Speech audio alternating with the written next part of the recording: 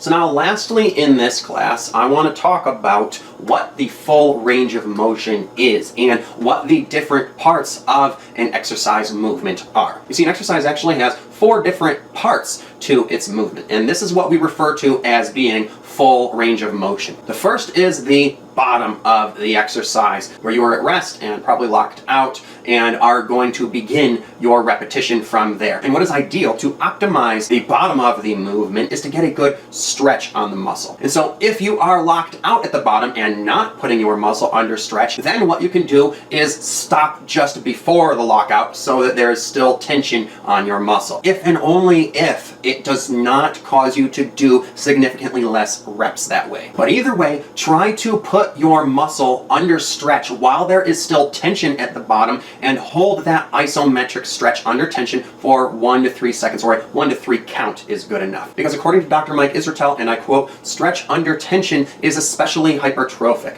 Okay, so holding an isometric stretch under tension at the bottom of your repetition will optimize this part of the movement and give you much more hypertrophy than if you were just going back up instantly or locking out and losing that tension and not getting a stretch. Now, the second part of the movement is called the positive or the concentric portion of the movement. This is where you lift the weight up, thus contracting the muscle tissue. So you can remember the word concentric because your muscle is contracting. Now, this can be done one of 2 ways. You can do it explosively with as much speed and power and force production as possible, or slowly with a lot of focus and tension, even flexing the muscle if you want. So whether you do this fast or slow doesn't matter. Each of those can be effective depending on what you are training for. But what is important with this portion of the movement is that you go from being fully down, or almost fully if down means being locked out, to being fully up, or as fully up as it takes for your muscle to be fully contracted, and avoid cutting out the bottom or top of the movement. Again, unless you're just avoiding the lockout to keep tension. But I see a lot of people doing exercises without doing the full movement and getting a full contraction, like people who do pull-ups like this, all right? There's no reason to cut out the top and bottom of the pull-up unless maybe you're having some tendon pain, and then you can avoid the lockout and just go to there. But that is still a full range of motion, okay? You should be doing all parts of the movement when you're doing a pull-up. You have not reached the top of your exercise until you have fully contracted the muscle and your joints cannot comfortably move any further. Another thing that is very important to avoid, especially if you are trying to work on explosivity and force production and speed, is to avoid momentum, as that will steal the uppermost part of this movement's stimuli and prevent you from getting a full contraction at the top. Because by the time you're reaching the top of the exercise, your muscle's no longer doing so much of the work. It's mostly momentum just carrying the movement the rest of the way through. So you should mostly only be working on explosivity and trying to push the weight fast when you are doing heavy loads that you know momentum won't take over for. And you should really only be doing that when you are doing strength training, which is different than hypertrophy training. And for hypertrophy training, you want to do slow movements, okay? So the positive concentric portion of the movement should take a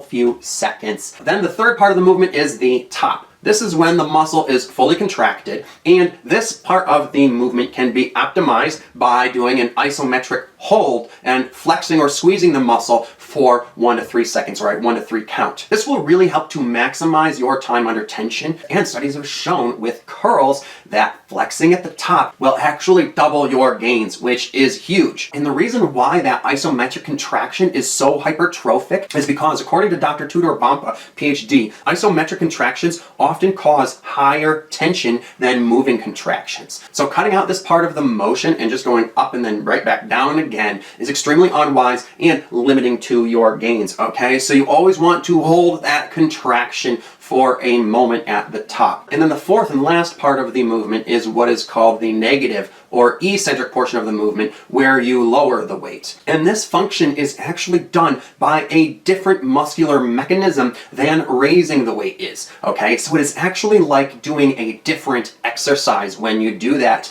and should not be forgotten. So the concentric and the eccentric portions of the movement are like 2 different exercises in one, or 2 sides of the same coin that look very different because they are very different. So after you get to the top of the exercise, you never want to just let the weight drop back down like I see most people doing in the gym. All right. You need to maintain muscle tension on the eccentric portion of the movement and control the lowering of the weight and make it take a good 2 to 4 seconds or 2 to 4 count. And another reason why the eccentric portion of the movement is so important is because this is actually the part of the movement in which you are strongest. Okay, your ability to produce force and control the weight is greatest on the eccentric than on the isometrics and the concentrics. So even when a weight feels very heavy on the concentric, it's easier to do the eccentric. So you can actually do the eccentric for longer than the concentric, which will equal a lot more time under tension and just maximize your exercise. And towards the end of the exercise, when the concentric is getting harder and harder and you are approaching failure, you will still continue to be able to maximize the eccentric portion. Your eccentric strength is not going to give out as easily. So even when your strength on the concentric is starting to go out, you can still be maximizing the eccentric. And once you can't even lift the weight anymore, you can do what are called forced negatives. This is where you get the weight up with the help of a spotter or by using your body and cheating, right? And then you just try to maximize the eccentric and lower it as slowly as possible. So 1 to 3 of those will really maximize your set. And because you are stronger on the eccentric is more hypertrophic than you think. And I also read in a study once that maximizing the eccentric is actually what produces muscle soreness, not the concentric, which seems to me to be an indicator of how hypertrophic it is. So you are strongest on the eccentric, you're second strongest when you're doing an isometric hold at the top or bottom, and then you are weakest on the concentric. But unfortunately, most lay people think that the concentric is the only part of the movement that matters, and it's really the only thing that they're doing. They're just throwing the weight up and then letting it fall back down again without maximizing their isometric contraction, their eccentric lowering, or their isometric stretch. So they're really missing out on the maximal force production that they are capable of in the movements and the time under tension that could be had as well. So if you want to optimize and maximize an exercise, you need to be doing each one of these parts of the movement for a few seconds each. And then your repetitions should all be standardized with this form. Don't start your set by doing 3 to 4 seconds up, 3 to 4 second iso squeeze really hard, and then 4 seconds down, a 3 to 4 second stretch, and then halfway through have that 4 second turn into 2 seconds, and then towards the end have it turn into 1 second, and then the last reps just be going like this. You need to standardize your reps. So make sure you're using the same amount of time under tension with every repetition. And then at the end of your set, when you cannot do any more good reps because you cannot contract the weight and do the concentric part of the motion anymore, you can still do an isometric or forced negative, which you can do for a count of 20 to 25 or 30. So for example, one of my favorite exercises to do this with is the fly machine.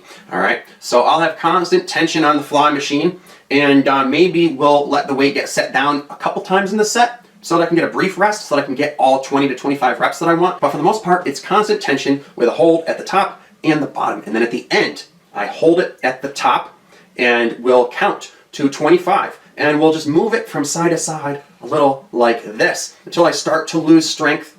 And then I'm just slowly releasing the weight, okay, until I get to almost the bottom, right? And then I will hold it and not let those weights get set back down, and hold it until I reach the number 25, and that's when I finish my exercise. And so that isometric hold and forced negative at the end is especially hypertrophic. But also, we know that it is the very end of the exercise before failure that is most hypertrophic. So you really want to maximize that part of the exercise and not let that weight go any sooner than you absolutely have to. That will really maximize the amount of hypertrophy you're getting. So in conclusion, when it comes to your movement, the goal is to maximize the range of motion you are doing and also the time your muscles are spending under tension, as well as the quality of the tension, which is done by lifting a weight that is challenging for the number of reps you are doing and optimizing and maximizing the tension you are experiencing during the concentric part of the movement, the isometric contraction where you are squeezing or flexing the muscle,